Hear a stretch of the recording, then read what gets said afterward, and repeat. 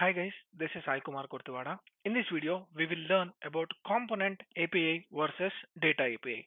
Till now, whatever we learned about static routers, hash routers, memory routers, all these browser routers comes under component API. Whereas the data APIs are something which are advanced features.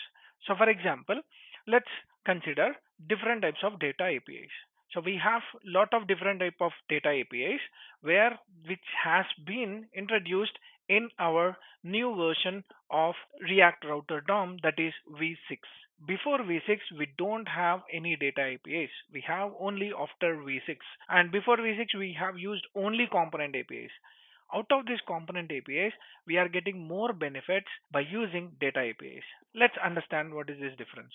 So let me quickly jump into another slide. Here, component APIs are considered as a traditional APIs for routing in React. So whenever you are using a React routers before version 5, most of the traditional APIs which we were using is only component API like browser router, hash router, or memory router. All this we were using before. But the data APIs are the modern APIs for routing launched in V6 of React Router DOM library.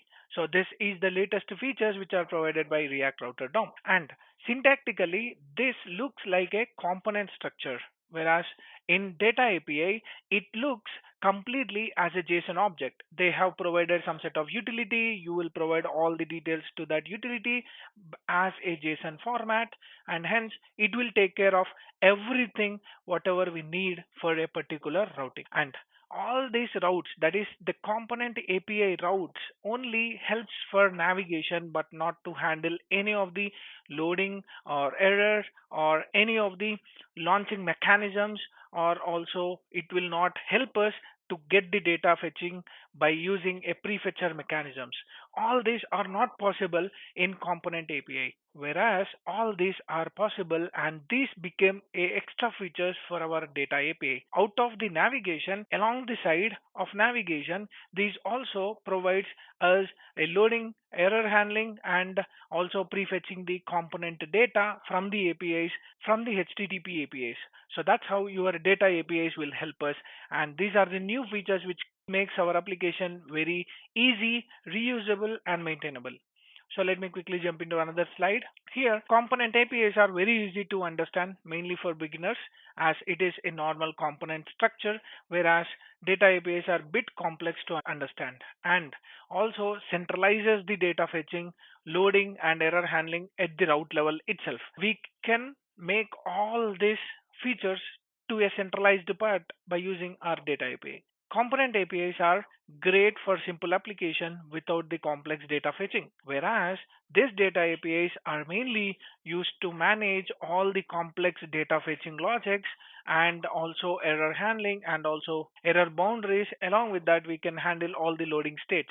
So that is how your data APIs will help us and makes our code easy. Component API requires more boilerplate code. All the data fetching, loadings, and everything, it has to be maintained in a particular component level itself, whereas data API will not bother about what to handle inside the component. It will do all the operations out of the component, and it will send the data to your component, and the component is responsible to display the content. So that is how the data API can help us. And component APIs are not much used in our server side components. Component APIs are very complex to configure at the server side level, whereas data API made it very simple to do all server side renderings and enabling the preloading strategies for our application. So that's how your data API will also help us. So that's how your data API will help us. Now, how many types of data API we have? Let's go into the another slide. So here, let's talk about different types of APIs, that is data APIs. We have same like browser router, we have create browser router utility, create memory router utility, create hash routers utility, and also create static router utilities. Majorly, we will focus on the create browser router, and remaining will only just change the strategies, but not the entire structure. The entire structure will be same, but the way how they render, or but the way how they will utilize in our browser, that varies. But the structure, the way of usage is completely same. However, we discussed about the memory routers and browser routers and hash routers in our previous videos. Please watch that. That will not be a big change for us. So first we'll only concentrate on create browser router, and then we will migrate that create browser routers into memory routers and hash routers, and we'll try to understand the difference. So that will be continued in the upcoming videos.